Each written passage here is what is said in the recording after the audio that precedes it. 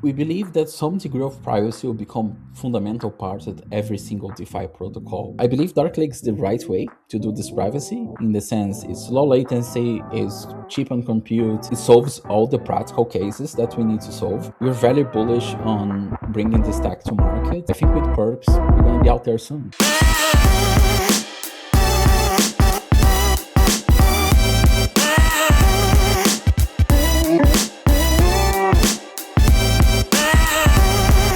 Hello and welcome to another exciting episode of Soul Brothers. Today we have a very special guest. I've been waiting not just a few weeks, it's been a few months to schedule this interview. And this is going to be very, very exciting because we're going to be talking all about ZK infrastructure that allows every app, every wallet, every transaction on Solana to be able to think with privacy at Solana speed. But before we spoil with those details, I hope you guys are having a absolutely wonderful day. I am over in the ancient city of Constantinople, which is now known as Istanbul in Turkey. If you happen to be in Turkey, by the way, would love to get lunch or maybe even a tea with you. So just let me know in the DMs. But without further ado, I would like to bring to the stage the founder of Dark Lake. And so we're going to bring on Vitor. What's good, brother? How are you? Thank you.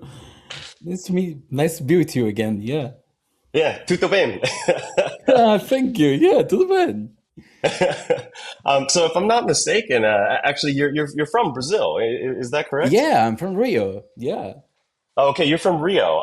I have a friend. He's from Recife, which is that Oh, seaside town. yeah. Yeah, more towards the north. Love the place. Beautiful, beautiful place. Have you ever been? Yeah. Yeah.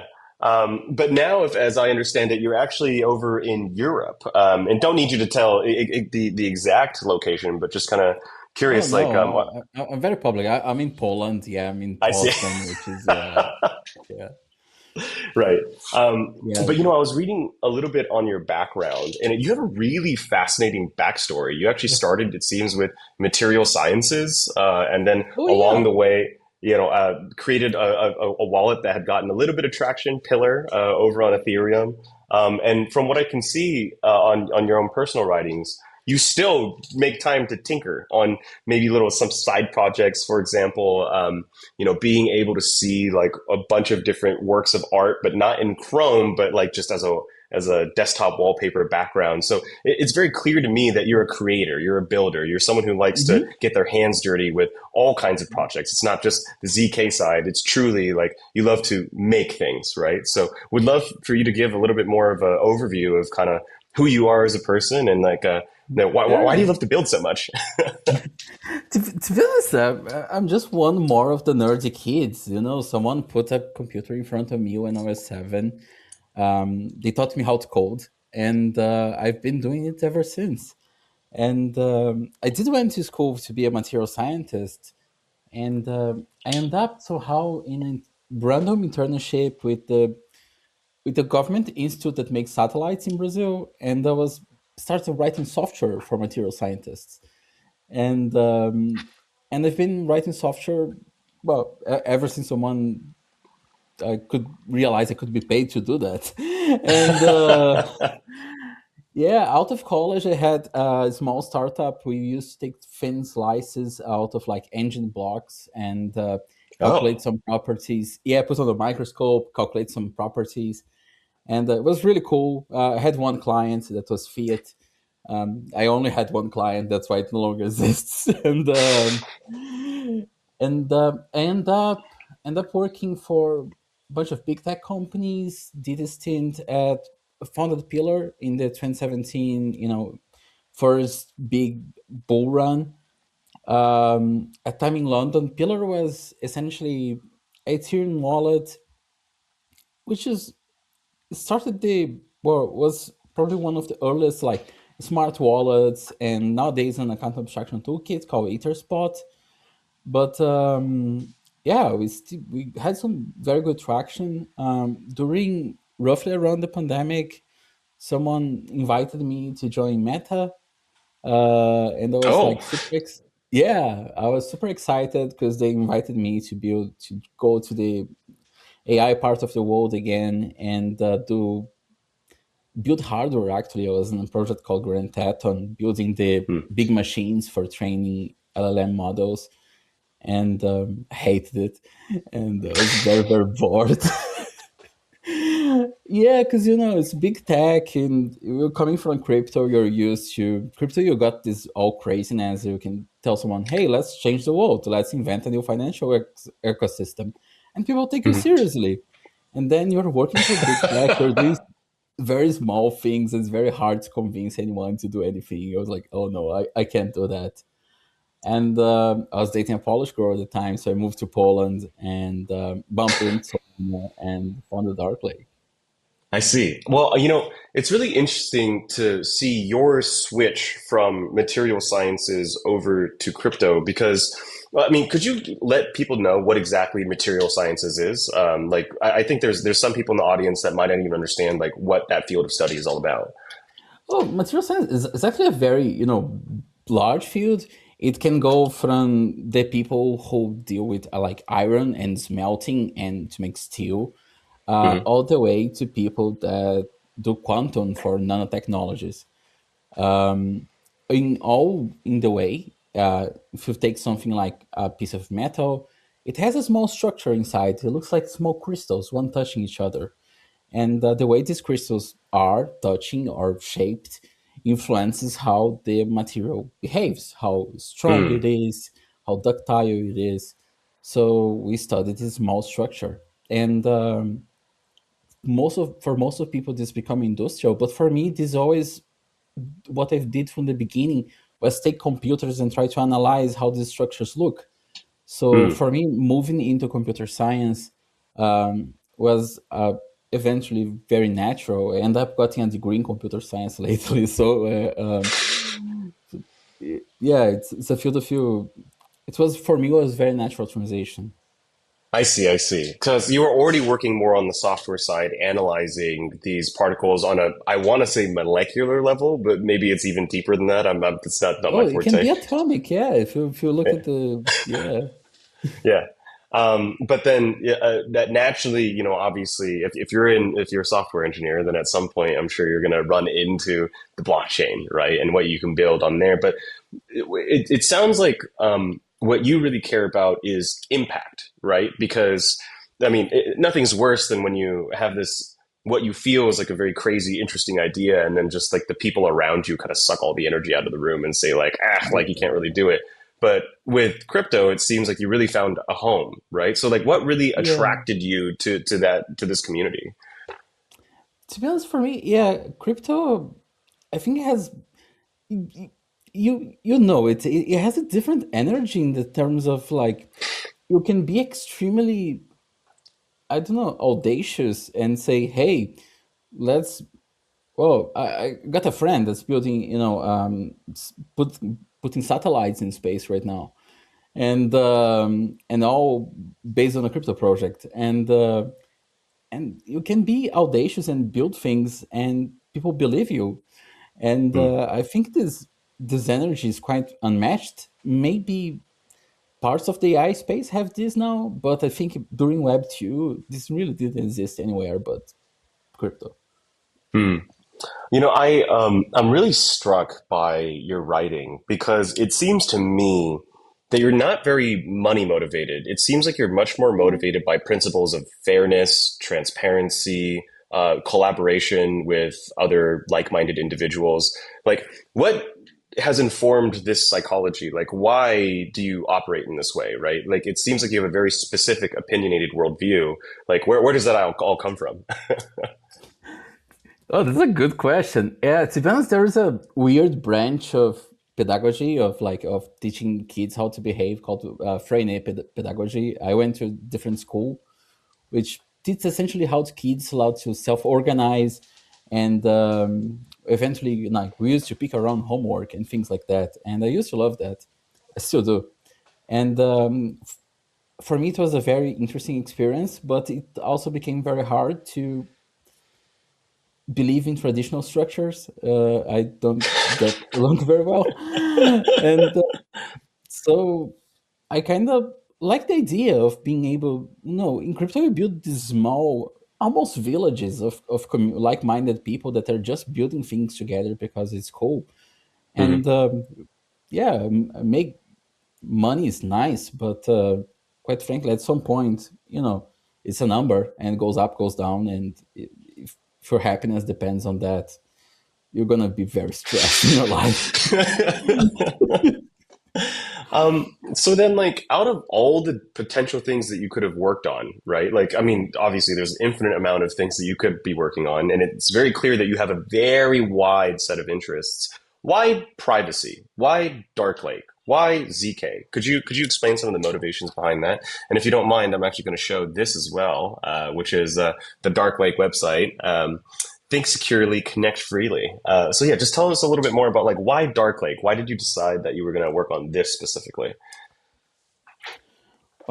There's a few reasons why I end up in Dark Lake. There's one very nerdy reasons that I like the underlying mathematics. I think it's beautiful and I can understand how it works.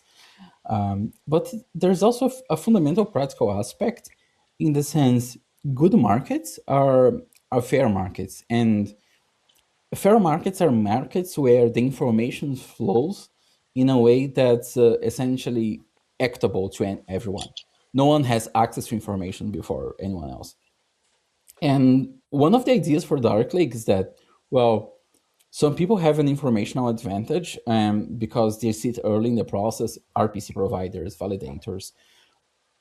Can we use pure math to take a bit of this advantage away? And it works. It's become essentially a year-long research project. But Mm-hmm. I like the way it works. I like the way Yeah. it's like when you think like, for example, things like BAM or the guys at Harmonic doing block building right now. These are all big pieces of infrastructure that need the validators to cooperate. And the idea for Dark Lake is like, can we do this very simply? Can we do this in a way that lets the user pick and it doesn't depend on any kind of special infrastructure? Mm, And I think it was a fun problem to solve, and it kind of feels the right way to go along. In the end, blockchains are great because they connect this, great interconnect between systems that Tolly calls a big state machine, and that give us prices and everything across the world. But at the same time, you don't want everything to be out in the open. If you're doing mm, something that looks like an auction, mm, you want your best possible price, for example, to be private. You don't want it to be out in the open, because otherwise, if anyone sees before everyone else, they can do this. In very classical cryptography, usually this is a problem that appears times and time again. mm, Usually solved by something like you commit to a value and then later you review it, called commit and review scheme. mm, But any scheme that takes essentially two steps, that's an interactive scheme on a blockchain, kind of feels weird for the user because there's one transaction mm, and then something happens. And mm, Dark Lake was like, can we have this type of privacy, but with no interactive scheme, or just a single transaction with nothing mm, else?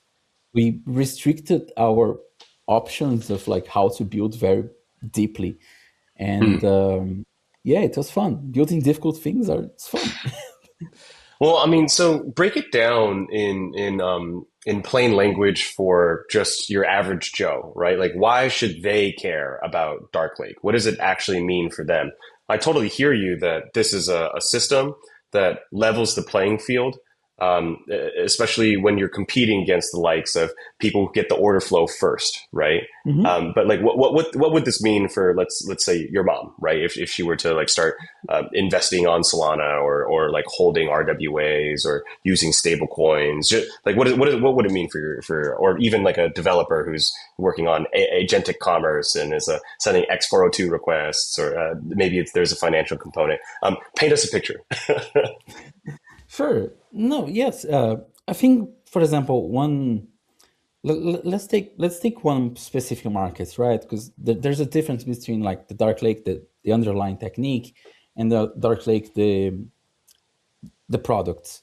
If you think about the product, for instance, if you think about perps, Let's say you have a very big position in perps that's open somewhere. You have a known liquidation point that everyone can see, because if everything is on chain, everyone can see which point of get liquidated. And then there's something called whale hunting. You can go and you can calculate how much you need to move the market to trigger a liquidation for that person. One of the instantiations of Dark Lake, one of the ways we implemented Dark Lake is to use the kind of proof that we have for doing markets where the notional values, like you can see the total position, but you cannot see how leveraged a person is. You cannot know where they are going to be liquidated. So we make whale hunting 1 million times more difficult because we have to guess where people are going to get liquidated or not. Mm, And this again levels the playing field in the sense people who can't move the market that much have more or less the same chances as the people who have enough capital to do big market swings and trigger liquidations. So the underlying technique is essentially this: it's like, can we take some pieces of information of a trade and make them confidential?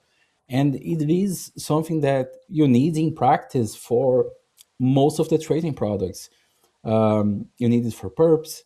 For the case of like spot trading, you need it against front running, because you don't want the front running is a very easy problem from when you feed. No, it's like to think of it in terms of like someone can see the worst possible price that you're willing to pay, mm, and if they can reorder transactions, they'll make sure that you pay the worst possible price.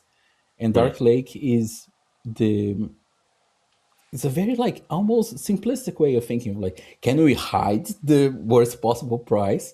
And the mm. answer, yes, we can. And there's still ways for them to know, but it becomes way more difficult, and they only have a very small amount of time for doing this, which is the time of a block, or roughly the time of a block. So it makes their life more difficult. Mhm. So yeah, Dark Lake, the underlying mathematical construction allows us to build these essentially more level playing fields.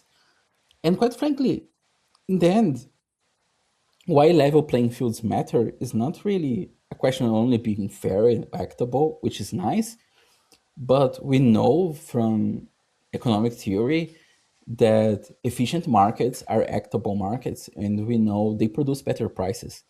And so they actually have a very having fair and efficient markets have a difference in how much money you're gonna make and how efficient that market is. Yeah, I mean, especially in the case of perps, I think what makes a lot of sense is a, a market in which you know that the whales are going to actively hunt for your positions is not a market that many people want to participate in. But that's actually the current reality today, right? Yes, it Whereas is. Yeah. um, and arguably, I heard someone.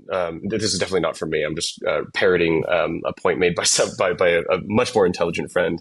But perps are kind of what wiped out retail, at least for this cycle, right? And like if we were to look at the data, then it would suggest we're probably in like a retail Great Depression because perps just wipe you out to zero. It's just all wealth transfer, and so long term, we need to obfuscate like what exactly like you can go on TradingView and see like all the different positions that people have available. Like it's kind of nuts, right? It's like a Yeah, it single whale could is. be like because a whale could take they essentially keep their position, but all they're doing is they're manipulating the price in such a way that they can benefit from from all those Yeah. liquidation. It's not crime, but it feels like crime. It should be crime. It's not a good thing. Well, to be honest, a lot of the things are where people say, well, it's crime comes from like the SEC trying to, or whatever government trying to solve these problems of having equitable markets, and kind of feel that, like, in at least my mind, in crypto, we decided, well, we're most of the time not really trying to go with like government regulations. We're trying to build better systems that give us better markets, and our idea is, let's keep on trying. Having fully transparent systems doesn't really work, because it provides an advantage for the people who are able to take that information and manipulate the market. So Mm, let's take that information away from them. And I think we're very close for us at Dark Lake. For purpose, we're still trying to find the GTM partners to bring this because we're a small company. We can't really mm, take on perps by ourselves. But we've been talking to other crypto exchanges and say, hey, can we make these small darkish pools that can provide investor protection? And they're gonna be there. We need to be profitable for retail, or we're not going to be a trading venue people want to be. mm. Right.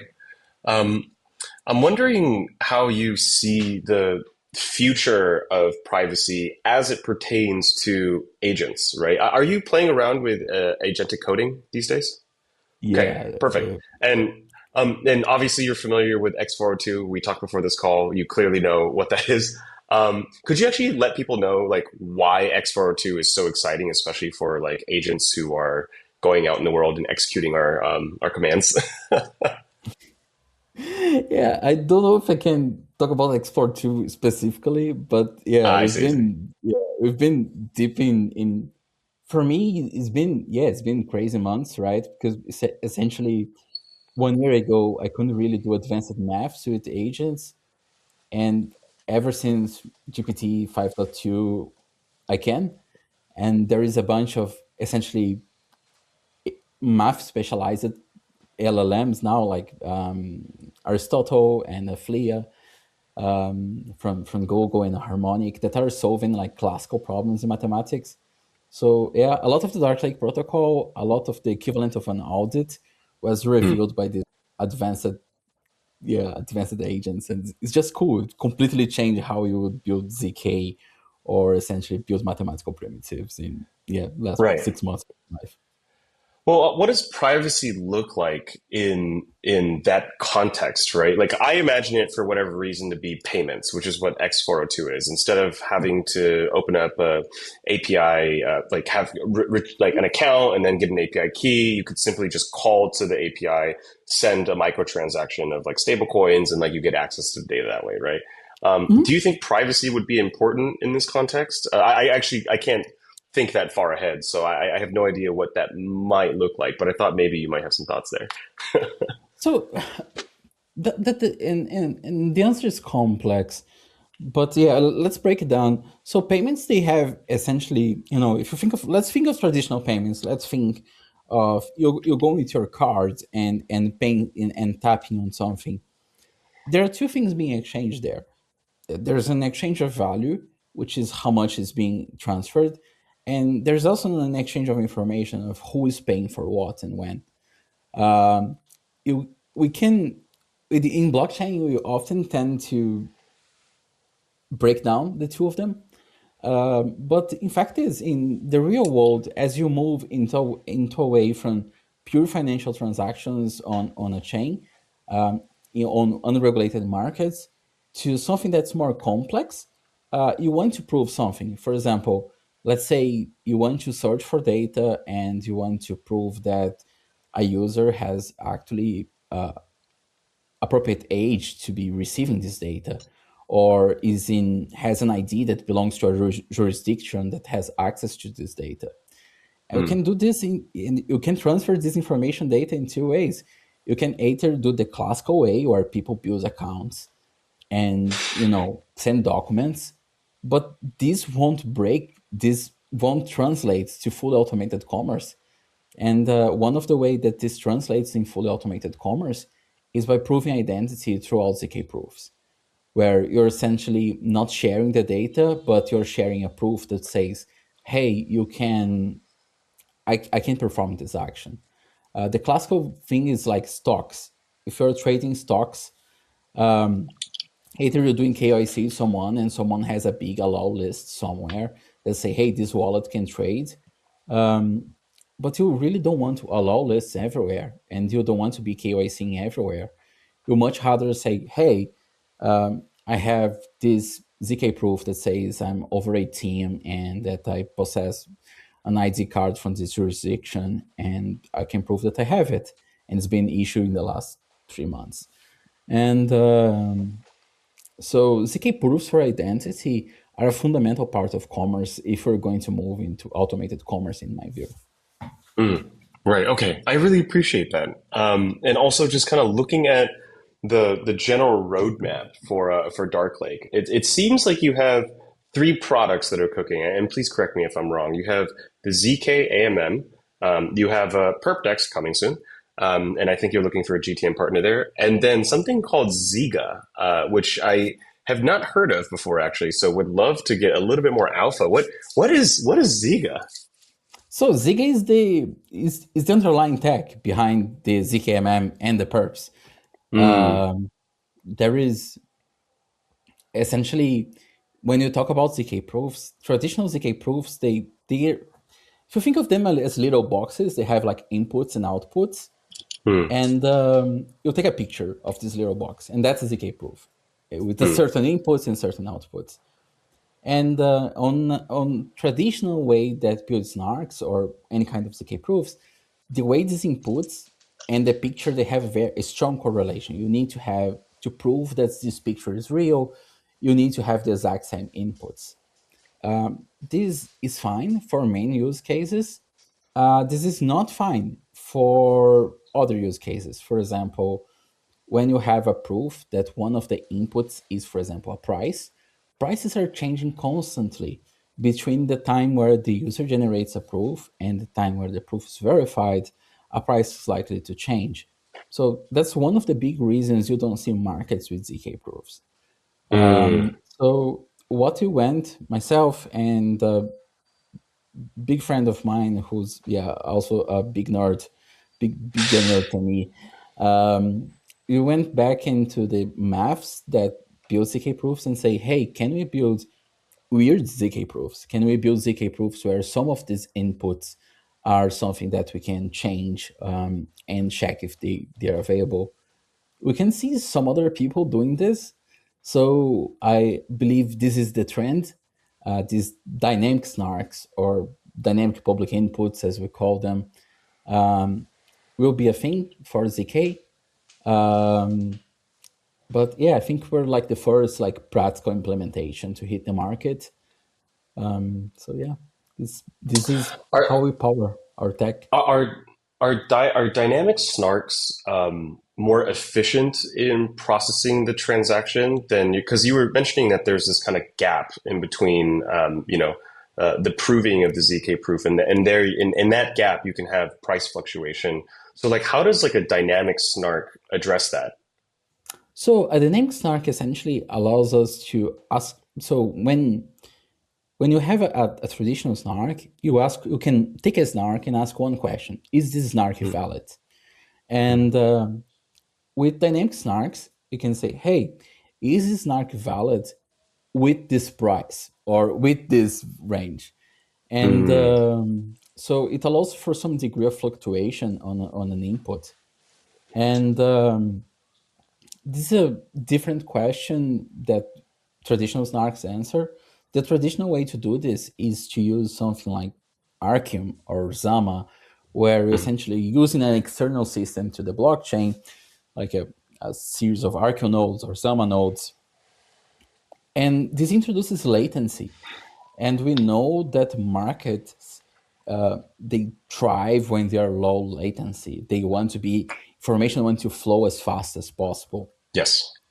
So we essentially, Ziga may not provide all the possibilities of computation that a system like Arc or Zama can, but it provides enough to provide essentially solve most of the practical financial problems and doesn't require this external node or this external processing Mm, network. And so it ends up working with a much lower latency than an external system like this. And for mm, the case of snarks, for the comparison with classical, we're essentially like the first version of Dark Lake that went to the Colossian radar. You essentially could do one transaction per block because essentially you could do one transaction and the price will change. So the next guy can come, next guy can come. So traditional snarks don't really cut it for most of the financial applications other than doing things that are static, like for example, I don't know, Tornado Cash, where you're doing deposits. Deposits, they Mm, are static. mm. So then what's the long-term bull case for Dark Lake? Do you imagine it being integrated into all of the DeFi protocols so that their users have privacy? Like, what's the model? How do you charge? Like, why should people be bullish on Dark Lake? To be honest, yeah, this is we believe that some degree of privacy will become fundamental part of every single DeFi Hmm, protocol in the long term. That's essentially, in many ways, is mimics the TradFi. Uh, in a way, right now we're fully open markets and they're good and we have benefits, but we also need some degree of privacy. I believe Dark Lake is the right way to do this privacy in the sense it's low latency, is cheap on compute, and it solves all the practical cases that we need to solve. hmm. And we're very bullish on bringing this tech to market. And yeah, I think with perps, we're going to be out there soon.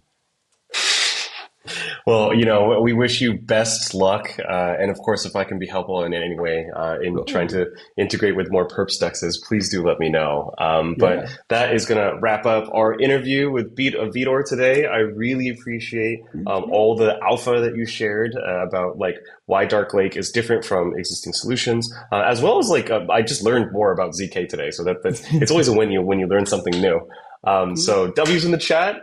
Thank you very much, Vitor. Do you have anything that you want to shill or any call to action, something you want to Well, talk about? to be honest, yeah, I've been in deep builder mode lately. And yeah, we're going to announce the next steps for perps very soon. So yeah, please follow Dark Lake. And yeah, we'll be there soon. Follow Dark Lake, and if you're interested Follow in Dark Lake. not getting Yeah. your positions hunted by whales, then you'll definitely want to use their stack. So Vitor, again, thank you very much for your time, Thank you. and we'll see you on the next one, everyone. Adios. Bye bye.